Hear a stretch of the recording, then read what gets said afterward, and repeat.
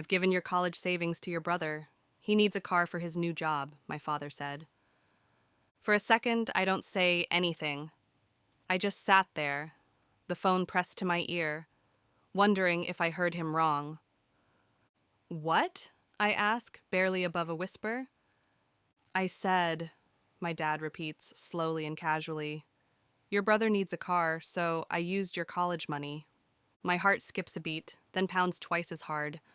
But what about his college savings? I ask, my voice tightening. There's a pause. Then he says it, the line that will burn into my brain forever. He needs that for school. You're a girl. One day, your husband will take care of you. I don't even remember hanging up. I just sit there, phone still in my hand, staring at the wall with rain tapping against the window. My room is quiet, except for the soft hum of my laptop. It's sitting on my bed, glowing with the words I've been typing all day, my college application essay. And just like that, it all feels like a joke. How would I attend college? How would I pay for tuition and other stuff? A million questions ran through my mind. I just closed the laptop. Everything I've been working for, gone. Just like that, because I'm a girl. Because he thinks some man will magically show up and hand me a future. The only thing that can help me pursue my dream now is a scholarship, and my fingers are crossed in getting one. People say every family has a favorite. In mine, it's not a secret. It's my brother and has always been. My name is Maya. I have an older brother, John. He's 2 years older, a lot louder, a bit taller, and somehow always better. At least that's what my parents have always believed. Every year, we're just 2 months apart when it comes to birthdays. But when it comes to everything else, we might as well be worlds apart. When we were kids, if there was one piece of chicken left, it was his. If he broke something, I got blamed. If I did something right, it was ignored. But if he did something halfway decent, it was a celebration. He's the sun, and I'm just the shade. My mom says I'm too sensitive, that I read too much into things. But how can you ignore it when you live it every day? John gets what he wants while I get what's left. Sometimes I wonder if they even wanted a daughter, if I'm just the extra kid they had to have after the real one arrived. When John got a C in math, they celebrated and got him whatever he wanted. When I got an A, they said, "Good, now go help your brother." And birthdays, I still remember mine when I turned 9. No cake and no card. It was just a quiet dinner, and my mom was saying, "We'll celebrate next week. Things are tight right now." 2 months later, Dio turned 11. There was a party, balloons, lots of gifts, and music. They even rented a small hall. That night I helped set the tables and served drinks. When I asked about my birthday, Dad just said, "Girls shouldn't expect too much. Stay humble." So I stopped expecting and stopped asking, but that didn't make it hurt less. Sometimes I try to forget, but my memory has a funny way of bringing things back when I least want it to. Like my 13th birthday, I had only one wish that year, a painting kit. Not just any kit, the big one with over 100 colors, tiny brushes, and watercolors in neat little rows. I'd seen it in a shop window near school and pointed it out to my mom every time we walked by. She smiled, nodded, but didn't say much. The night before my birthday, I couldn't sleep. I kept thinking about opening it, how it would smell like new paper and paint, how I'd paint the sunset outside my window. But when the day came, all I got was a dress. A stiff, itchy, pink dress I didn't even like. Meanwhile, John got a brand new game console for his birthday just 2 months later. He unwrapped it in the living room, grinning like he'd won the lottery. Everyone cheered. Dad even said, "That's my boy, work hard and play harder." I sat in the corner, holding my knees, trying not to cry. I had been told the family couldn't afford to get me a painting kit worth less than $100. But John was given a gaming console worth $500. A year later, something finally went right. I remember how happy I was and thinking that I could earn my parents' love at last. I qualified for the city spelling bee. My English teacher hugged me so tight I thought I'd burst. She said, "You've got a gift, Maya. Your words are your superpower." I believed her, and for once, I felt special, like maybe I mattered too. The contest was on a Saturday, I told my parents a month ahead, and reminded them every week. But the night before, my dad came home holding John's football gear. There's a match tomorrow, he said, dropping the bag near the door. Big game. I reminded him, Daddy, my spelling bee? He waved his hand. We can't be everywhere at once. Your brother's team is counting on him, and we all need to be there for him. You'll have more contests. He didn't even ask how I felt. The next day, they all left early for the match, while I stayed home with Grandma and watched the contest alone on TV. The girl who came second had missed one word. I knew how to spell it. It's just been a series of pain after pain with my parents and brother. My so-called brother also seems to enjoy the attention and the goodies it brought, with no care about my feelings and well-being. Now, in the present, I'm preparing for college, and I have been using an old laptop left by who knows who. It keeps freezing, and I have to keep restarting it. It's frustrating to use, but it's all I have. I have been asking for a new laptop for a long time, but no one wants to do anything about it. My brother, on the other hand, got a new laptop just like that, and he didn't even ask. One day he mentioned in passing, "My friends all use laptops now. Phones are slow." 2 days later, Dad brought one home. It was brand new, silver and shiny. "You'll need it for college anyway," he said. I remember watching John unbox it while eating cereal, barely even excited. He doesn't even want to go to college, which he has mentioned several times, and he currently holds down a job at the Mart a few miles from our house. So yes, when Dad said he gave my college savings to John, it hurt. But it didn't surprise me. It was just another stamp on the long, invisible list of things I'll never be enough for. I sat there in silence for what felt like hours after the call. I had no tears, just heat behind my eyes and a tight knot in my chest. But silence wasn't going to save me. I had to do something. That evening, I found my mom in the kitchen, stirring stew. The smell of pepper and onions filled the air. Normally, that smell made me feel at home, but not today. I stood by the door, holding the phone like it had burned me. "Mom," I said quietly, "Daddy just told me he used my college savings for John's car." She paused, but didn't look up. I stepped closer. "Please talk to him. I need that money for school. I've been working so hard." She sighed, deep and long, like she'd been expecting this. "Your father knows what he's doing," she said, voice low. "We have to support his decisions." My mouth opened, but no words came out. Support his decisions, even when they crushed me? "But Mom, it's not fair," I whispered. "He always does this, he always picks John over me." She looked at me for a moment, eyes soft but tired. She didn't deny it, and just turned back to the pot and stirred like the sound of the spoon would drown my voice. I walked out heart heavy, feeling smaller than I'd ever felt before. There was one person I could still turn to, my grandma. She was my safe place, the one steady light when everything else felt dark. When my parents failed me, she didn't. She showed up, emotionally, physically, and even financially.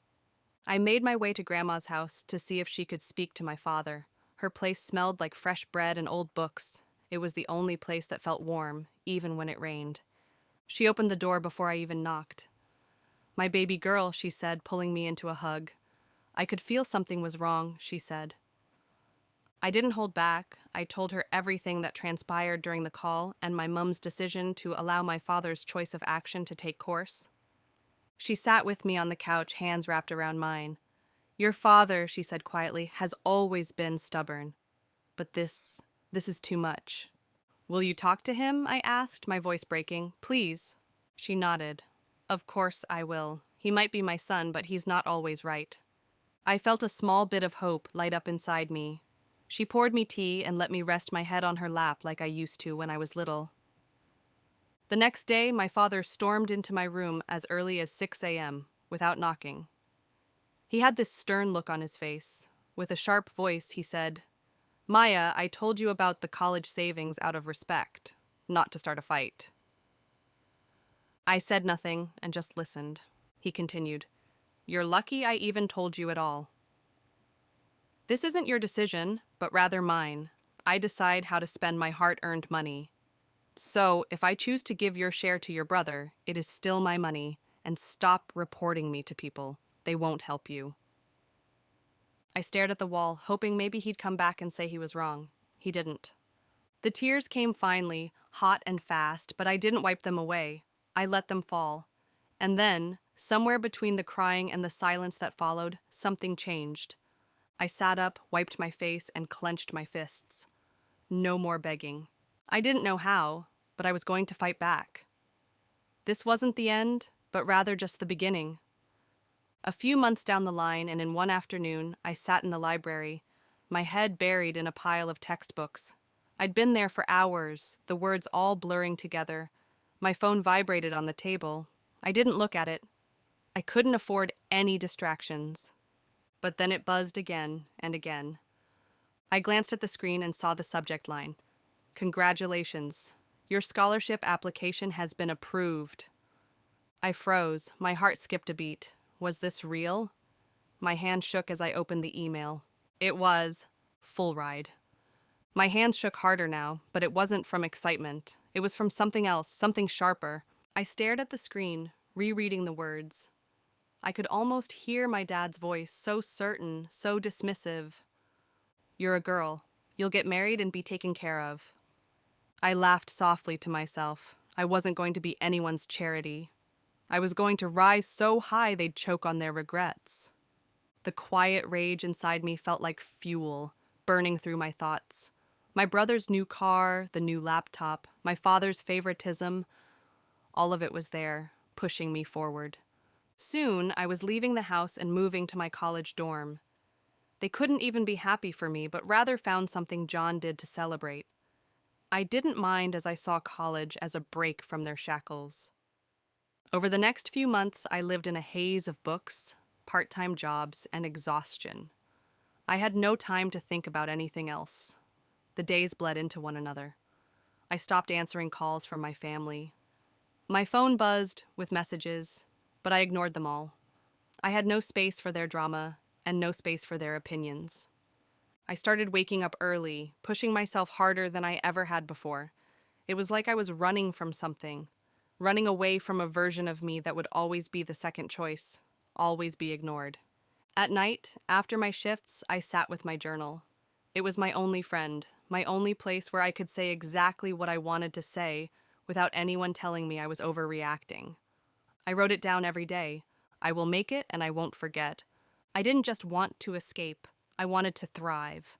And I wanted them to see me succeed, to see me do everything they thought I couldn't. There were days when it felt impossible, when I wanted to stop and let it all go. But then I thought of my dad's voice. You're a girl. You'll get married. And I clenched my fists, determined to prove him wrong. However, life had a way of shaking everything up, and I didn't see it coming. I got the call one morning, an unfamiliar number. It was my uncle. Maya.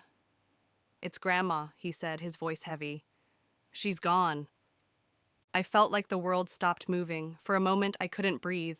I clutched my phone tighter as though holding onto it could keep the words from being real. But they were. And as much as I had prepared myself for this moment, nothing could have prepared me for the way it made me feel. Grandma, the one person who had believed in me, the only one who'd seen the fire inside me when no one else did. I wanted to scream, to run, but all I could do was sit there, frozen. The reality hit hard. She was gone, and nothing would ever be the same again. The funeral was a blur of black suits, fake tears, and uncomfortable hugs. I stood at the back, away from everyone else, watching my family pretend like they cared. My dad looked solemn, my brother trying his best to look devastated, but no one had truly cared about Grandma the way I did, and not like I had. She was the one who listened. She was the one who always had time for me, no matter what. When my dad had his favorites, when my brother got everything while I got the scraps, Grandma was there. She was the only one who believed in me when no one else did. I remember the way her old hands would hold mine, the way she would smile, like she understood me in ways no one else could. That's how I knew I'd lose it when she passed. But right now, my family was pretending, and I couldn't stomach it. I wanted to scream at them all for not being real, but I held it in. I just stood there, a few feet away from the coffin, my eyes trained on the soft wooden box that held the last person who truly supported me. Everyone around me was whispering, making small talk as though they had any right to. I could only mutter, "It's well," to myself and leave. A week later, we all gathered at Grandma's house again, sitting around in stiff chairs in the living room. The lawyer sat in front, the papers in his hand. I didn't expect much, maybe the house, a few dollars, but nothing major. My father's eyes were already greedy, looking around at the small living room like it could give him more than it had. My brother was already bored, scrolling on his phone. I couldn't help but roll my eyes. The lawyer cleared his throat. "We're here to read the last will and testament of Gertrude Allen." I wasn't paying attention because my mind was elsewhere. I was still thinking about the way Grandma used to sit and tell me stories about how life was, how she worked hard to get by, and how important it was to always stay true to yourself. Then something made me snap back to reality. The lawyer's voice went quiet for a moment, and he began reading a letter. "Dear family," the lawyer read aloud, "I've watched all of you. The way you've treated Maya, the way you've treated each other, and I cannot leave this world knowing I didn't do something about it." The room fell dead silent. Everyone looked at each other, confused. The lawyer continued reading Grandma's exact words, and my heart pounded in my chest. "I leave my entire estate, my house, my cafe, and $300,000 to Maya, my granddaughter. She is the one who deserves it. I've seen her fight for everything in this life, and you, her so-called family, have done nothing but treat her as if she's less than, so I'm giving her what's rightfully hers." My breath hitched in my throat. I couldn't believe it. I stood frozen, watching the faces around me fall. My father looked like he'd been slapped, while my brother's face twisted into disbelief. The lawyer continued reading. "You, Maya, have been mistreated your whole life, and this is my way of giving you the justice you deserve. No one else will benefit from this estate. You, Maya, are the one I trust." I couldn't even breathe. My hands shook. The whole room had gone cold. The tension in the room was thick. I could hear my father's voice crack as he snapped. "This has to be a mistake. You're lying. This will is forged." His face was red, his eyes wild. I didn't flinch. I didn't say anything. I just sat there, watching the chaos unfold around me. My brother jumped up, pointing at the lawyer. "This isn't fair. Why her? Why not me?" He was shouting, almost desperate. But the lawyer didn't flinch. He calmly responded, "I've seen the documents. I've read it myself. This is legitimate. Your grandmother knew exactly what she was doing." I didn't need to say a word. My father opened his mouth to argue, but I stood up. I walked out of the room, not bothering to listen to their voices. On my way out, I told the lawyer I would come back later for further details, as I don't even know Grandma has a cafe. I could feel their eyes on my back as I left the room, but I didn't care anymore. I walked out and smiled to myself. I wasn't just a second choice anymore. I was finally someone who mattered. And this was the perfect payback for everything they'd put me through. The will reading had shaken my family, but it had solidified something in me. I wasn't the leftover anymore. I wasn't the afterthought or the one who always got the scraps. I was done playing that part. It had taken me years to get here, through the pain, the disappointment, the constant feeling of being second best. But now, with Grandma's house and cafe in my hands, everything had changed. I drove back to Grandma's house alone, the place I once thought of as my prison. The house felt quieter now, almost as if the walls themselves were waiting for me to take control. It was no longer their house. It was mine. I walked into Grandma's room, the one she had kept just the way she liked it, with the old floral wallpaper and the smell of lavender still lingering in the air. It was peaceful here, almost like she was still around. I stood by the window, looking out at the same view Grandma had watched every day. My fingers brushed the edge of her old wooden dresser, my eyes landing on a framed photo of us both. She looked at me in that picture the way she always had, like I was everything. I picked up the photo, my heart tightening. I could almost hear her voice in my head. "You've always been enough, Maya," I said to myself. They thought I was the leftover, but I was the main course all along. A small smile tugged at my lips. I didn't need to prove anything to them anymore. The world was finally seeing me for who I really was, and I was ready to take my place in it. Interested in more family drama stories? Check our story. My family treated me like I was nothing, so I unleashed the truth about their lives.